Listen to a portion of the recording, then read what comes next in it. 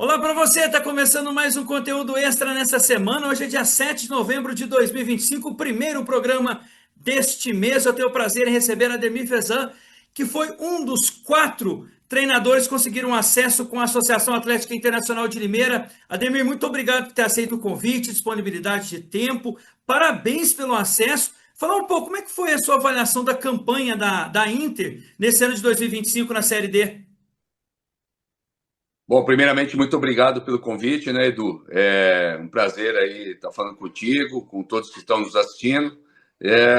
Foi muito gratificante, né? A Série D, uma competição bem complexa, né? Para quem conhece bem, ela é uma das mais difíceis do Brasil, pode ter certeza. Eu tive a oportunidade de trabalhar na Série C, na Série B como auxiliar, né? Na Série A também, mas eu participei do acesso da C para B, da B para A e agora da D para C, né? E eu posso dizer assim por experiência que é a competição mais difícil de você ter um acesso, sabe?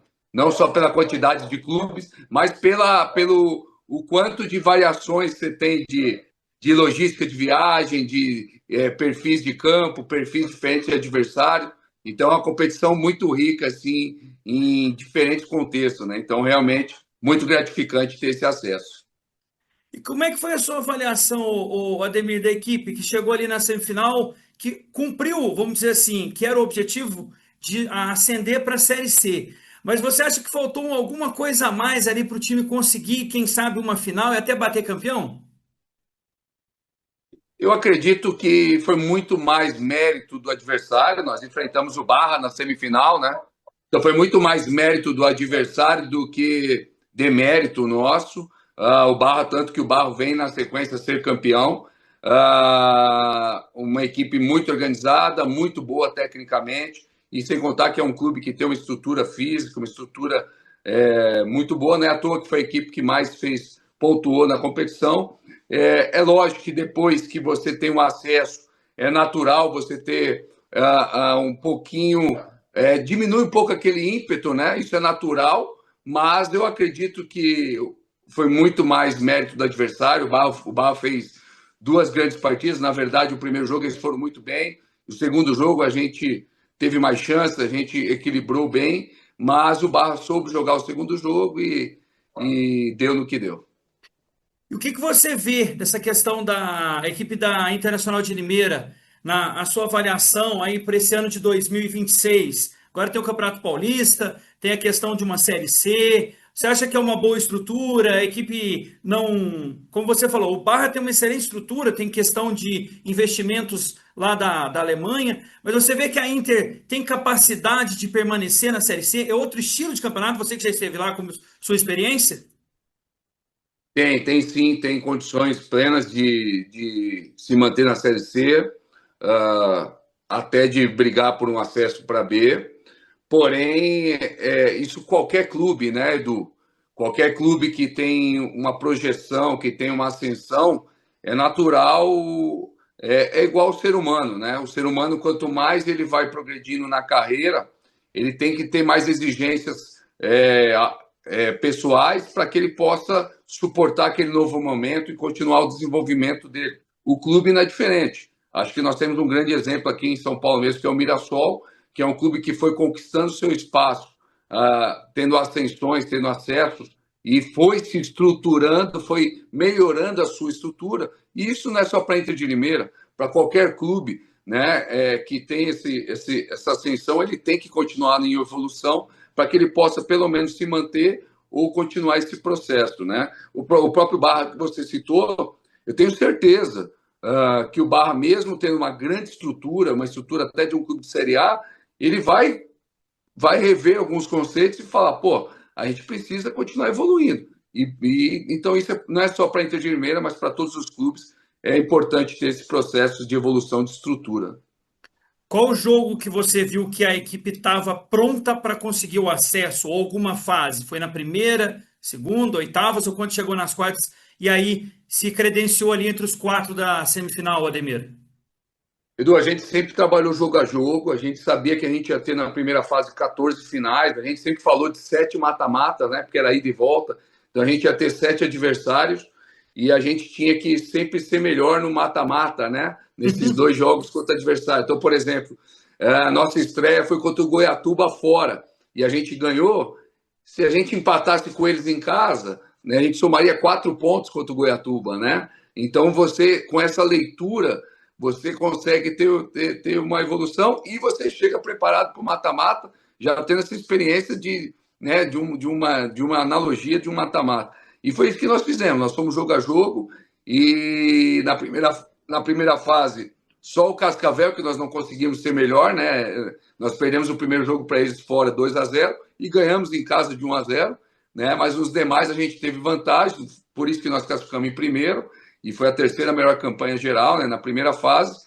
E aí teve um jogo muito significativo para nós, que foi contra o Cianorte, mais ou menos aí na quarta rodada do segundo turno, e depois o jogo contra o Uberlândia, que a gente ganha de 3-0 lá, foram jogos que foi mostrando que realmente a gente estava muito preparado para a sequência.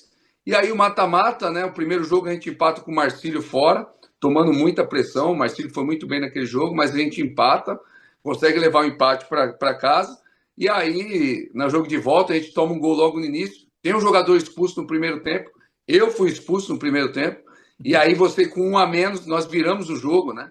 Com 1 a menos e fazendo gol no último lance do jogo. Então, aquele jogo ali, a gente pode dizer que ali a gente ia ser muito difícil assim a gente não ter o acesso, sabe?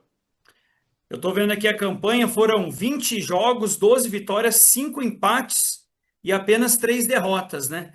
Então a gente vê que foi uma campanha muito sólida, como você falou, Ademir. Uma primeira fase com 30 pontos, você vê uma equipe bem equilibrada. E o que que você espera agora? Você falou questão da logística, a questão dos clubes, né? Esse ano foi 64, ano que vem vão ser 96. Você que já teve lá esse ano, também na Série C, como é que é a sua avaliação deste novo calendário, esse novo formato que eles estão implementando no futebol brasileiro? Você acha que foi positivo? Precisa melhorar em algum outro aspecto? Porque a gente vê, Ademir, principalmente eu que estou em Brasília, a gente vê que em alguns momentos os times param. Você fica 3, 4, até 5 meses, o atleta sim tem um clube para trabalhar, não tem campeonato. Qual que é a sua avaliação neste momento, Ademir? Eu acho que a forma que a CBF pensou, ela passa a ser positiva. Por quê? Porque você está possibilitando mais 32 clubes, né, a ter um calendário maior. Isso é muito importante, isso é muito positivo.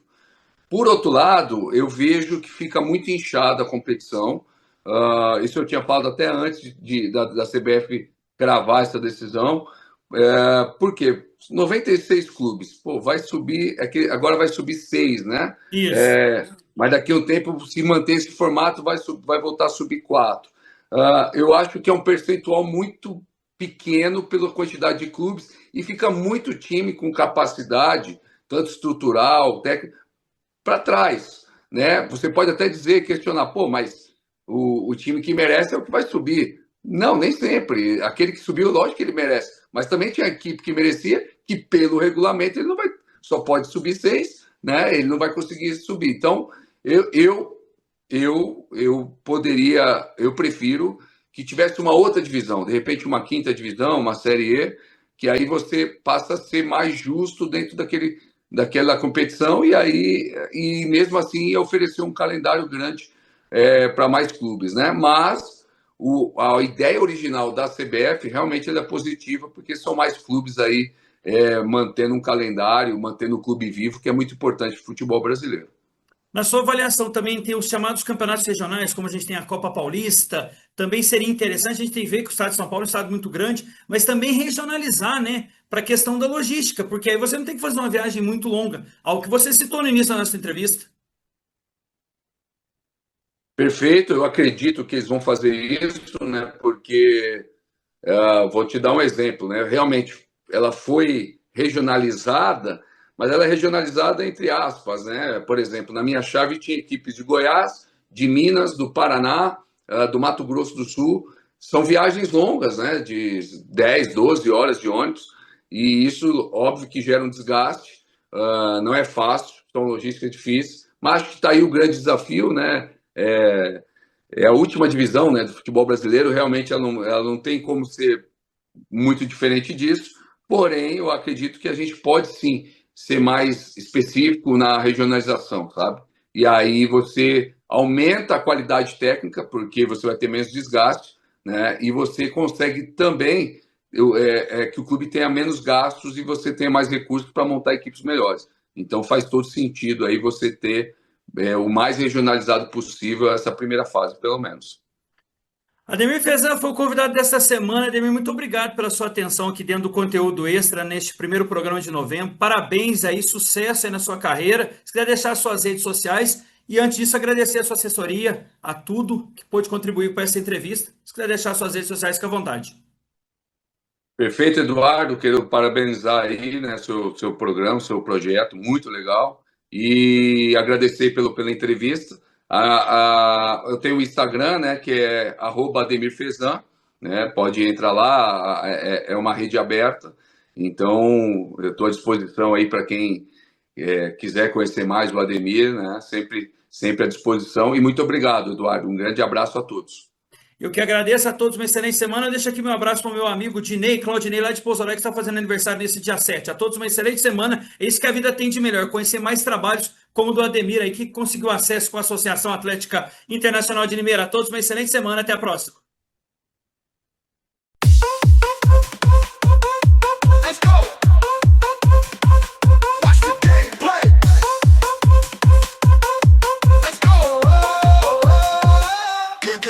Game.